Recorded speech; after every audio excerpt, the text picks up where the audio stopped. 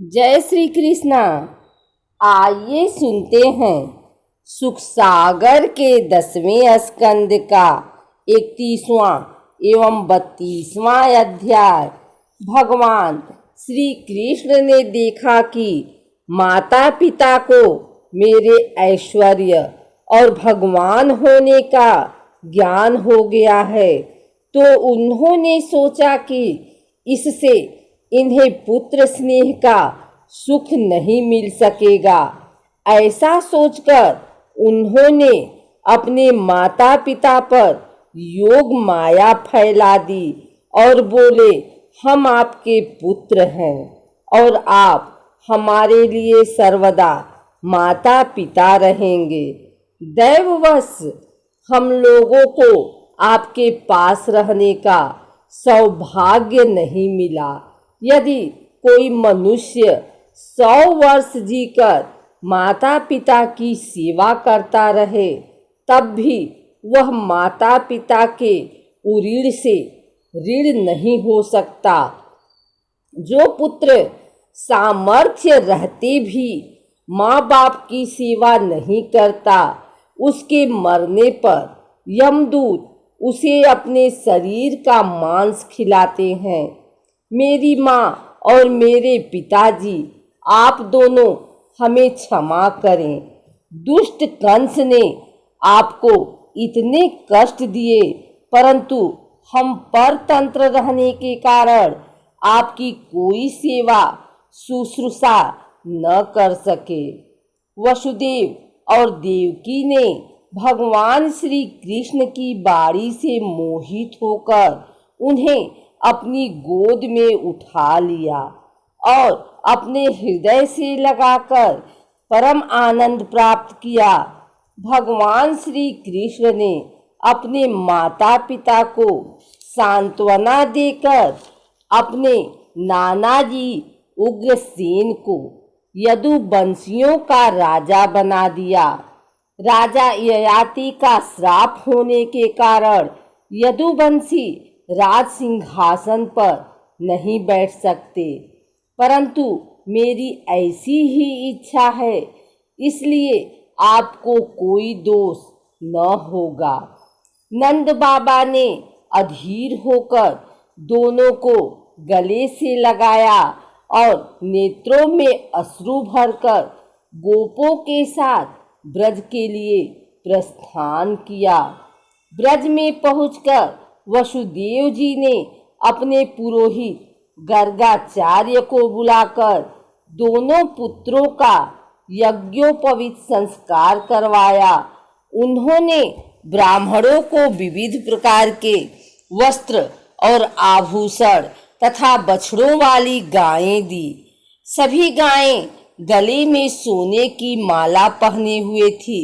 श्री कृष्ण और बलराम जी विधि पूर्वक अध्ययन करने के लिए संदीपनी मुनि के पास गए, जो अवंतीपुर उज्जैन में रहते थे। उन दोनों भाइयों ने विधि पूर्वक गुरु जी के पास रहकर उपनिषदों सहित संपूर्ण वेदों की शिक्षा ग्रहण की। इसके अतिरिक्त मंत्र और देवताओं के ज्ञान के साथ धनुर्वेद, मनुस्मृति आदि धर्म शास्त्र, सीमांसा आदि न्याय शास्त्र, विग्रह, संधि, यान, आसन, द्वैध और आश्रय, इन 6 वेदों से युक्त राजनीति का अध्ययन किया। केवल 64 दिनों में ही दोनों भाइयों ने 64 कलाओं का ज्ञान प्राप्त कर लिया। अध्ययन समाप्त होने पर उन्होंने गुरु से गुरु दक्षिणा मांगने की विनती की। गुरु संदीपनी ने अपनी पत्नी से सलाह करके गुरु दक्षिणा में मांग की। प्रभास क्षेत्र में हमारे पुत्र समुद्र में डूबकर मर गए थे, उन्हें लाने की कृपा करें। भगवान श्री कृष्ण ने गुरु की आज्ञा स्वीकार की और रथ पर सवार होकर प्रभास क्षेत्र में गए। वे समुद्र तट पर क्षण भर बैठे रहे तो अनेक प्रकार की पूजा सामग्री लेकर समुद्र उनके सामने उपस्थित हुआ।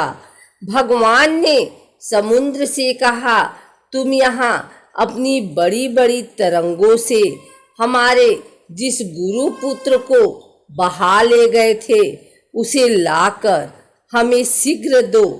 समुद्र ने उत्तर दिया, मेरे जल में पंचजन नामक एक दैत्य असुर शंख के रूप में रहता है, वह उन बालकों को ले गया है।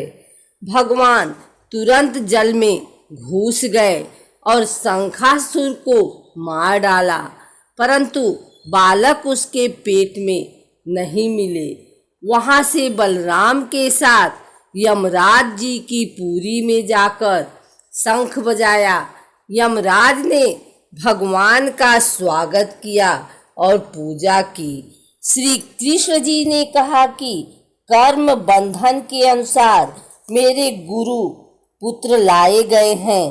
भगवान का आदेश स्वीकार कर गुरु पुत्र ला दिए। भगवान ने गुरु जी को उनके पुत्र देकर उनसे विदा मांगकर मथुरा लौट आए। 32वां अध्याय प्रारंभ। श्री सुखदेव जी कहते हैं कि उद्धव जी वृषणी वंशियों के प्रधान व्यक्ति थे। वे भगवान श्री कृष्ण के मित्र व मंत्री भी थे।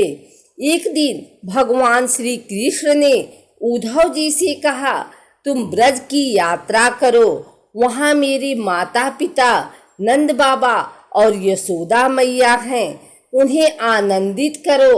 और गोपियाँ मेरे विरह में बहुत दुखी हो रही हैं, उन्हें मेरा संदेश सुनाकर वेदना से मुक्त करो। जब श्री कृष्ण ने यह बात कही तब उद्धव जी आदर से अपने स्वामी का संदेश लेकर रथ पर आरूढ़ हुए और सूर्यास्त के समय नंद बाबा के ब्रज में पहुंच गए। नंद बाबा उनसे मिलकर अति प्रसन्न हुए, मानो श्री कृष्ण स्वयं आ गए हों। उद्धव जी श्री कृष्ण का हृदय बड़ा उदार है, उनकी शक्ति अनंत है।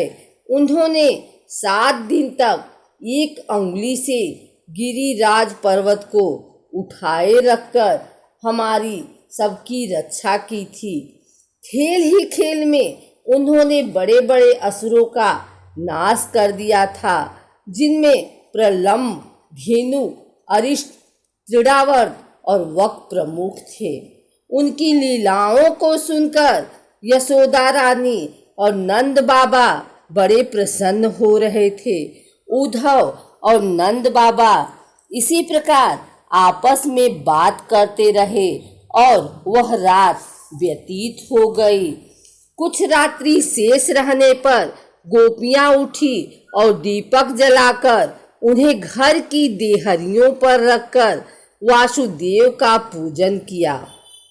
भगवान श्री कृष्ण के चरित्रों का गुणगान किया और दही मथने की आवाज में ध्वनि मिलाकर भगवान की भक्ति में लीन हो रही थी।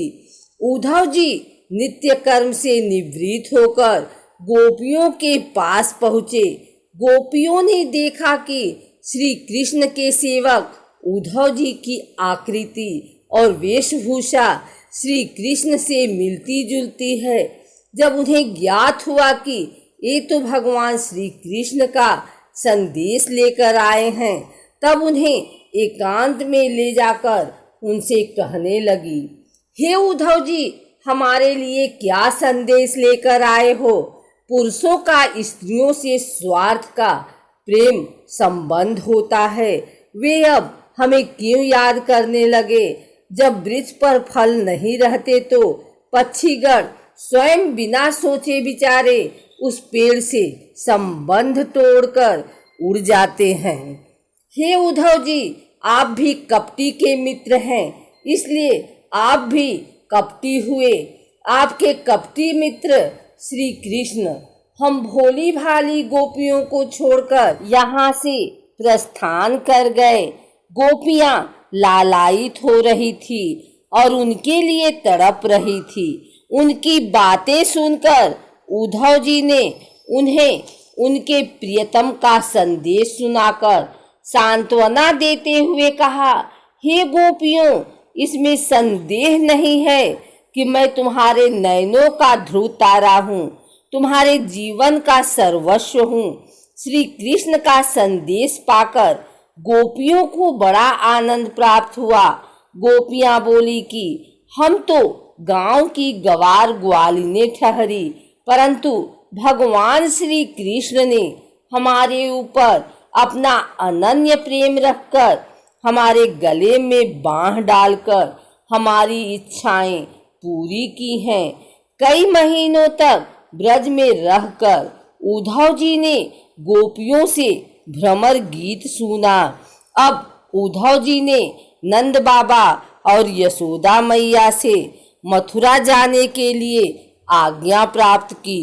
उद्धव जी ने आकर भगवान श्री कृष्ण को प्रणाम किया और उन्हें ब्रजवासियों की प्रेममयी भक्ति का दृश्य जैसा उन्होंने देखा था कह सुनाया।